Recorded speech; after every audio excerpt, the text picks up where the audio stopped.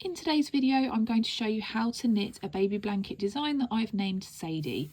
I knit this blanket back in the spring, so I picked a really nice happy lemony yellow shade for it, but I think that this blanket would work in any colour yarn that you like, particularly if you choose a solid shade. I'm not saying this won't work in variegated yarn, but I think that solid coloured yarns just help the stitch pattern shine through in this pattern. Sadie is a 20 row repeat, so slightly longer than some of my other blanket patterns, but the beauty of this blanket is that there's a lot of repetition within that repeat, so there is not a long pattern repeat to get to grips with. It's nice and simple with lots of repetition, which makes it perfect even for the beginners amongst you. To replicate my sample blanket, 60 centimetres wide by 80 centimetres long, you are going to want about 400 grams of double knit yarn. That's about 1,000 meters. If you're not in the UK, that is 3-weight yarn or light worsted weight yarn. You are also going to need some 4mm size 6 circular needles. You're going to want those needles to be at least 100 centimeters long, just so that you have enough length on your cable to fit all your stitches comfortably on your needles. Alongside your normal tools of the trade, such as tapestry needles and embroidery scissors, you are also going to need 2 stitch markers, and what we use these for is to mark where our side borders start and end, so that just makes the rows easier to knit because you know when that textured panel is going to start. The beauty with this blanket pattern is there is no pattern multiple. All that you need to make sure that you do is you cast on an odd number of stitches. If you're wanting to replicate my sample blanket, you will need to cast on a total of 137 stitches, but for this tutorial I'm just going to cast on a very small sample. Now, I like to use the long tail cast on. It's my preferred method of casting on my stitches, but if you have a cast on method that you prefer, please feel free to use that. The pattern will still work. Just as a recap, if you are replicating my sample blanket, you are going to want to cast on a total of 137 stitches. This blanket is knitted all in one piece from bottom to top, so the first section of the blanket that we need to tackle is that bottom garter stitch border. That consists of 15 rows worked in exactly the same way, so I'm going to walk you through row 1 and then I'll leave you to carry on and work rows 2 to 15 by yourself. As the border is garter stitch, 99% of your stitches are knit stitches, so it's really easy to work. The only difference is that we have a final stitch in the row that is a selvage stitch that we work slightly differently to give us really neat and tidy edges up the long sides of our blanket. So to start the first row of your border, you are just going to start and knit all the stitches in your row until you have 1 stitch left in the row to work, and that will be when you have 1 stitch left on your left hand needle. To achieve those neat side edges that I talked about, we are going to slip this stitch purlwise with the yarn in front. So the first step that we need to do is to get this working yarn to the front of our work. Now, I'm a continental knitter, so I just like to hold my working yarn with this right hand needle and then I lift it over once I've slipped the stitch. However, if you are someone that prefers to actually physically lift this yarn to the front of your work now, then that's absolutely fine too. Once you've got your working yarn to the front of your work in the way you prefer, you are going to get this right hand needle and pop it into that last stitch from right through to left, so as if you were going to purl the stitch. Once it's on your right hand needle and you're sure that it is secure there and it's not going to fall off, you can take your left hand needle out, and then if, like me, you have held this working yarn with your right hand needle, you want to make sure that you lift the working yarn to the front of your work, because if you don't and you turn and start the next row without doing so, you might accidentally create an additional stitch and you don't want to do that. So that's row 1 of 15 done. I'm now going to go away and work rows 2 to 15 by myself, and I will leave you to do the same, and then I'll rejoin you at the end of row 15 to show you how we start that middle textured panel that forms the bulk of our blanket. Now that our bottom garter stitch border is done, we're ready to jump into the 20 row repeat that forms the bulk of your blanket.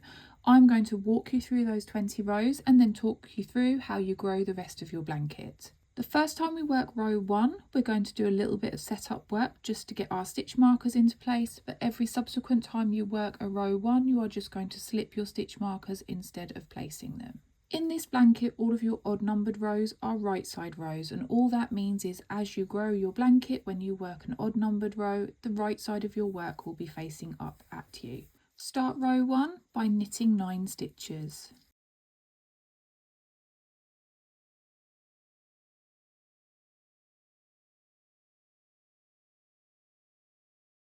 Then you're going to grab the first of your 2 stitch markers and just pop it onto your right hand needle like that. Next you want to carry on and knit across your row until you have 9 stitches left to work in the row, and that will be when you have 9 stitches left on your left hand needle. When you reach this point, you're going to grab the second of your 2 stitch markers and pop it onto your right hand needle. Then you're going to carry on and knit the next 8 stitches.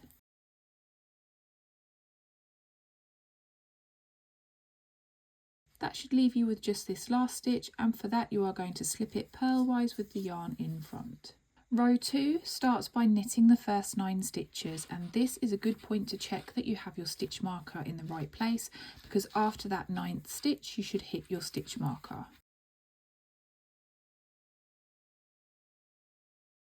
Slip the marker over from your left needle to your right needle, and now you are going to purl all the way across the row until you hit your second marker. So all the stitches between the 2 markers are purl stitches. When you reach your second marker, you're going to slip it over from one needle to the next, and then you're going to carry on and knit 8 more stitches. The last stitch to work is our selvage stitch, and you're going to slip it purlwise with the yarn in front. Rows 3 and 4 and rows 5 and 6 are repeats of row 1 and 2. So what you are now going to go and do is work row 3 and 4 in the same way you worked row 1 and 2, and then again work rows 5 and 6 in the same way that you worked rows 1 and 2. So rows 3 and 5 are knit rows, and rows 4 and 6 you are going to knit until you hit the first marker, purl until the second marker, knit 8, and then slip that final stitch purlwise with the yarn in front. I'm going to go away and work those rows myself, and I will join you at the beginning of row 7. Rows 7, 8 and 9, so the next 3 rows are all worked in exactly the same way. So for these 3 rows you are going to knit your way across your row, knitting every single stitch with the exception of that final stitch in the row. You are going to slip your markers over from one needle to the next as you get to them, and then when you do reach that last stitch in the row, you're going to slip it purlwise with the yarn in front, and you're going to do that for the next 3 rows. That's row 7, row 8 and row 9, and I'll rejoin you at the beginning of row 10. Row 10 starts by knitting the first 9 stitches. That should take you to your first stitch marker.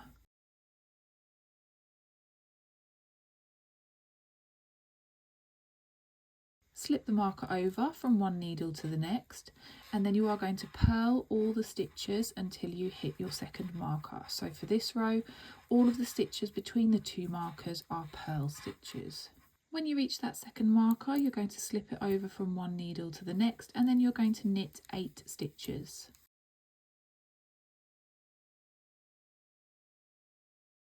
Finish off your row by slipping that final stitch purlwise with the yarn in front. Start row 11 by knitting those first 9 stitches.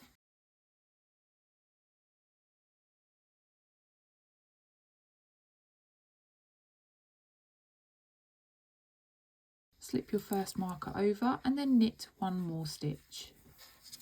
Now we're going to jump into a 2 stitch repeat that you are going to work all the way across until you hit your second marker. It's nice and simple. You are going to purl 1 and then knit 1, and you're going to work that purl 1 knit 1 combination all the way across until your second marker, and you should hit that second marker after a knit 1. Slip that second marker over and then knit the next 8 stitches.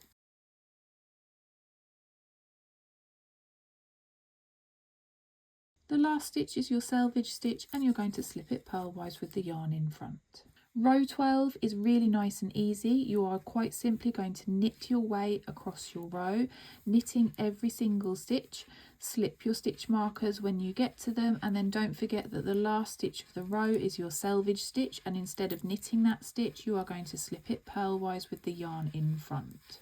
For the next 4 rows, so row 13, 14, 15 and 16, you are going to repeat row 11 and row 12 twice more. So row 13 will be the same as row 11 was, and row 15 will also be another repeat of row 11, and rows 14 and 16 will be a repeat of row 12. So just repeat that block of 2 rows twice more, and I will be back at the beginning of row 17.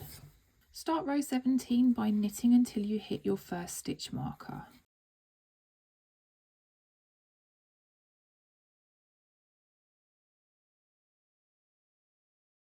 Slip the marker over and then knit the next stitch.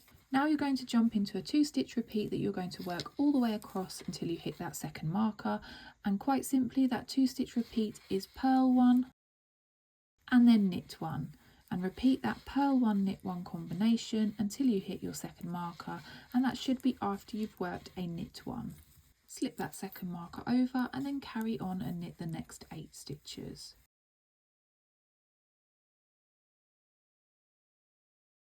Last but not least, slip that final stitch purlwise with the yarn in front. Row 18 starts by knitting the 9 stitches that take you to your first stitch marker.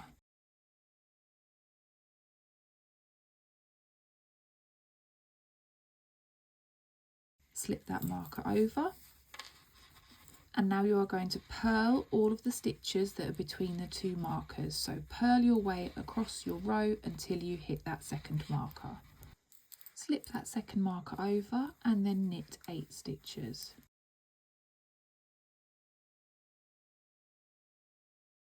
That should just leave your selvage stitch, which you're going to slip purlwise with the yarn in front.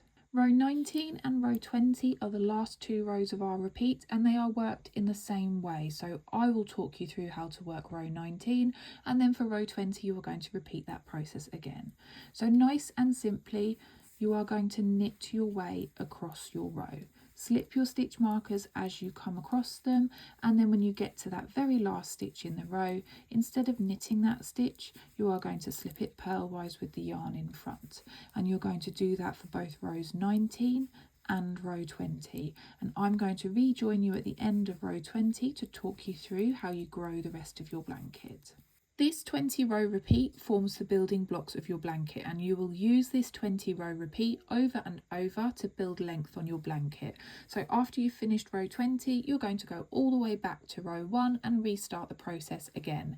If you want to make the same size blanket as mine, I repeated rows 1 to 20 a total of 12 times. So after this initial repeat here, I worked another 11 repeats.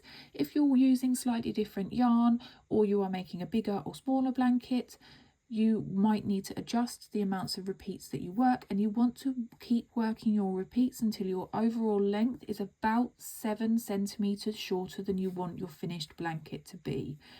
That just allows room for the top garter stitch edging and this little section here that we need to work once more. So once you've worked enough repeats and you're happy, you are going to work rows 1 to 7 from the repeat once more. This just gives you symmetry top and bottom of your project, and you are going to stop after row 7 in the repeat, and I will rejoin you to show you how you work that top garter stitch border. Your blanket will obviously be a much bigger than my little sample here, but this gives you the idea of the effect you are looking to achieve. You want to make sure that at the top and bottom of your blanket, separating your borders, you have this stockinette stripe. It just gives balance to the overall blanket. Now that we've finished that middle textured panel, it's time to move on to our top garter stitch border. Just like with the bottom garter stitch border, it consists of 15 rows worked in exactly the same way. I'm going to walk you through row 1, and then I'll leave you to carry on and work rows 2 to 15 by yourself. Just like the bottom garter stitch border, every stitch in your row for the top garter stitch border is a knit stitch. The only stitch that you are going to work differently is that selvage stitch at the end of your row. So you are going to knit your way across your row, When you hit your stitch markers on this first row of your border, you can take them away because we don't need to mark those side borders anymore. And you're just going to knit your way all the way along your row until you have just one stitch left to work in the row. This final stitch of the row is of course your selvage stitch, and just like you have done for the rest of your blanket, you are going to slip it purlwise with the yarn in front. So that's row 1 of 15 done. I'm now going to go away and knit the rest of the border, and I will rejoin you at the end of row 15 to show you how we cast off the blanket. The final row of any knitting project is your cast off, and for my baby blankets I like to use a really basic knitted cast off. It matches the effect that the long tail cast on that I use give, and most importantly it's nice and easy to work. In this video, I am just going to go over the first few stitches with you and then leave you to carry on and work the rest of your cast off yourself. If you're new to the knitted cast off, I do have a separate video that covers the whole thing in beginner friendly steps that I will link now for you.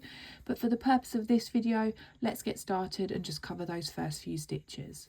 You're going to start your cast off by knitting the first 2 stitches. Now you want to make sure that you don't knit these stitches too tight, because otherwise when you work your cast off, your work will pull in and your work won't lay flat. So to get a nice flat blanket, you want to keep your tension on these stitches nice and relaxed. Once you've knitted those first 2 stitches, you are going to grab your left hand needle and pop it into the first of the 2 stitches from left through to right. Then just hold your finger on the other stitch just so that it doesn't accidentally slip off your needles, and you're going to use this left hand needle to lift the stitch that you've picked up over the other stitch and then completely off your needle. And you see that on your right hand needle you have gone from 2 stitches down to 1. Then you're going to knit 1 more stitch, and then you're going to repeat that process. So pop your left hand needle in from left through to right in the first stitch on the needles, use that needle to lift it up, over and completely off the right hand needle so that you have gone back down to 1 stitch on your right hand needle. And you are going to repeat that process of knitting 1 stitch and lifting 1 stitch all the way along your row until you have no stitches left on this left hand needle and just 1 final stitch on this right hand needle, and that is where I will rejoin you. Now that you've reached the very last stitch, you can break your yarn. You want to make sure that you leave yourself a nice tail so that you can sew that in once you're done. About 25 centimeters is normally enough. Any less and you might struggle to weave in your ends nice and comfortably. And then just to secure this final stitch, what I like to do is to pull up on it to make it bigger. And at this point you can get rid of your needles, we don't need those anymore. Pop your thumb and finger through that loop and grab the tail.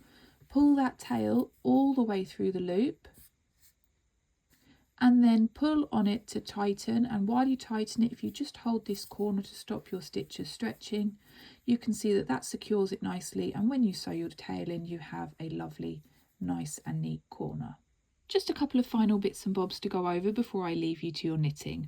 The number 1 question that I get asked is this blanket reversible? And in the case of Sadie, like with many blankets that have stockinette stitch, no, this is not a reversible pattern. So if I flip it over and show you the reverse side, you can see that the texture is not ugly, it's not messy, there's no carried yarn, but what it doesn't have is the same texture as the front.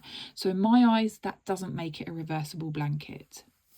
For those of you that prefer to have written instructions to follow along to, I have a completely free written version of this pattern on my blog. And if you are looking for something to print off without ads to take away with you so that you're not sat in front of a screen while you're knitting, I have links to an ad-free PDF that you can buy for a small fee. Last but not least, if you are looking to knit another blanket and are wanting something that would complement Sadie, I'm going to link this blanket here that I think would make the perfect sibling blanket to this pattern. That's all from me for today, and I will see you for another video soon.